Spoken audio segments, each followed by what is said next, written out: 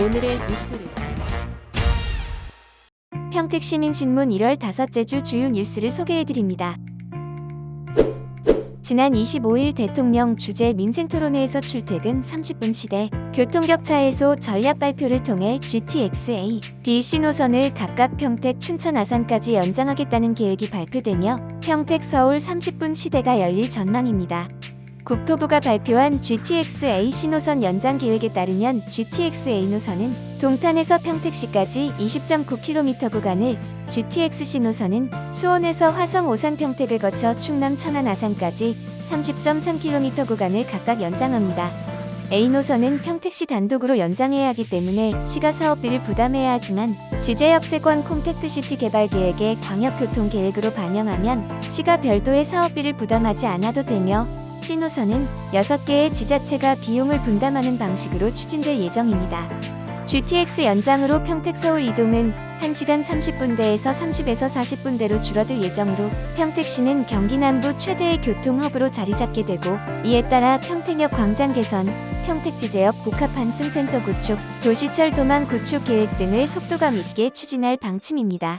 특히 2030년 완공을 목표로 추진 중이던 평택지제역 복합환승센터를 GTX 개통 시점인 2028년까지 완공하기로 했으며, 평택지제역을 중심으로 GTX, KTX, SRT 등 광역철도에 기반한 복합환승 공간과 수소 전기차, 카시어링, 공유 전기자전거 등 다양한 교통수단과의 연계 공간을 갖출 예정입니다.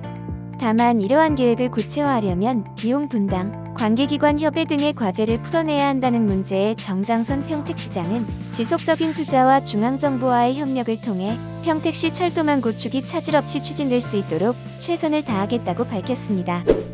지난 26일 청북 어연 안산탄 폐기물 소각장 반대대책위원회가 평택시의 폐기물 처리시설 사업기획서 조건부 적정 통보는 불법이라며 제기한 행정소송에서 승소했습니다.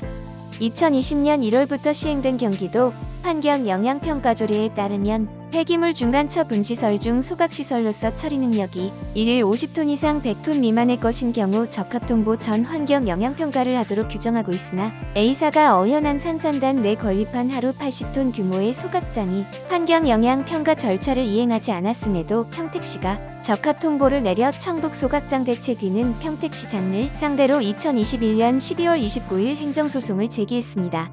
이에 수원고등법원은 청북 어연 안산공단 폐기물 처리시설 적합통보 취소 처분 항소심에서 폐기물 처리업에 관한 사업계획 적합통보가 있었더라도 그 사업이 공익 또는 제3자의 이익을 현저히 해할 우려가 있을 경우 허가 신청을 거부할 수도 있다며, 피고인 평택시는 향후 원고들이 주장하는 환경상 공익에 대한 침해 우려 등을 폭넓게 고려할 수 있을 것이라고 판시하며 평택시는 적합통보 처분을 취소하라고 판결했습니다. 이에 대책위 전명수 김훈 공동대표는 20년 전 환경영향평가를 인정해 업체 편을 들어준 평택시 행정의 경종을 울린 판결이라며 시민들의 정당한 권리가 확보되도록 후속 조치와 절차를 밟아야 한다고 강조했습니다. 지난 30일 평택시가 청부급 오성면 일대 오염 구간에 대한 특별 재난지역 지정 건의에 대해 행정안전부가 불가 통보를 해왔다고 밝혔습니다. 평택시는 지난 14일 오염수 처리, 방제 및 복구 작업, 토양, 지하수 관리 등에 막대한 예산이 투입될 것으로 예상된다며 정부의 특별 재난지역 지정을 건의했으나 행안부는 이번 사고가 긴급 수습 및 지원이 필요한 재난이라고 보기 어렵다고 불가 사유를 전했습니다. 행안부의 불가 통보에 시는 오염수 방제 등 사고 수습을 위해 끝까지 행정력을 집중하겠다는 방침이며, 앞서 환경부 화학물질안전원이 화성평택 일대 관리천에 에틸아세테이트 에틸렌디아민, 메틸에틸케톤 3종을 분석한 결과 에틸렌디아민과 메틸에틸케톤이 수계로 유출된 것으로 판단했지만, 화학물질안전원 관계자는 방제동 내 에틸렌디아민과 메틸에틸케톤이 농도가 하천 생태계에 영향을 주지 않는 무영향 예측 농도 수준에 가까워지고 있다고 설명했습니다. 올해부터 일종 보통 자동 운전면허 신설 운전면허 취득 과정에 자율주행차 교육 추가 상습, 음주운전자 대상 음주운전 방지 장치 부착 의무화 등 교통정책에 변화가 생깁니다. 일종 보통 자동 운전면허는 올해 10월 20일부터 신설될 예정으로 취득 시 자동 변속기가 탑재된 승용차와 15인승 이하 승합차, 12톤 미만 화물차, 10톤 미만 특수차, 3톤 미만 건설기계를 운전할 수 있습니다. 운전면허 취득 시 자율주행차 교통안전교육 과목이 올해 중 추가됩니다. 자율주행차 교통안전교육은 운전자 여권 전환 의무, 운전자 책임 등에 대해 배우게 되며 자율주행 시스템의 교통법규 위반에 따른 벌점 및 과태료 등 규제 대상, 방법 등을 명확히 규정할 계획입니다. 오는 10월 25일부터는 상습 음주운전자를 대상으로 음주운전 방지 장치를 부착하도록 하는 법률이 시행됩니다. 음주운전자가 5년 이내에 다시 음주운전으로 면허 취소 처분을 받을 경우 추후 면허 재취득 시 음주운전 방지 장치 부착 조건부 운전면허를 받아야 하며, 해당 면허를 받게 되면 운전면허가 박탈된 기간과 동일한 기간 동안 음주운전 방지 장치를 설치해야 합니다. 다음은 문화체육계 소식입니다.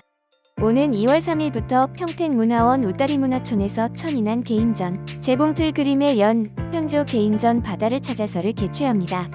천인한 작가의 재봉틀 그림의 연은 작가가 인연으로 생각하는 재봉틀 그림의 시작과 현재까지의 과정을 스토리 방식으로 풀어내는 전시로 3월 31일까지 진행되며, 홍현조 작가의 바다를 찾아서는 정보가 왜곡되고 변형되는 상황 속에서 사건의 진실을 제대로 직시할 수 있는지 자문하며, 깊이 들어갈 수 없고 떠다닐 수밖에 없는 바다 위에서 보이지 않는 저변에 관해 고민하는 전시로 2월 25일까지 만나보실 수 있습니다.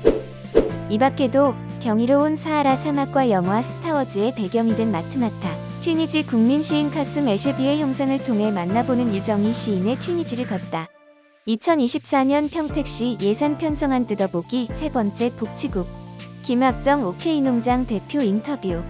내년이면 세계시 군 통합 30년이 되는 평택시가 과거 30년을 돌아보고 새로운 시대를 설계할 때라고 강조한 최준구 평택시의회 의원 칼럼.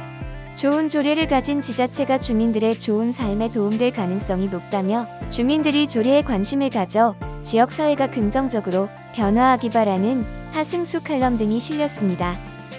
더 자세한 소식이 알고 싶으시다면 평택시민신문으로 놀러오세요. 유튜브 채널도 구독, 좋아요, 알림 설정까지 부탁드립니다.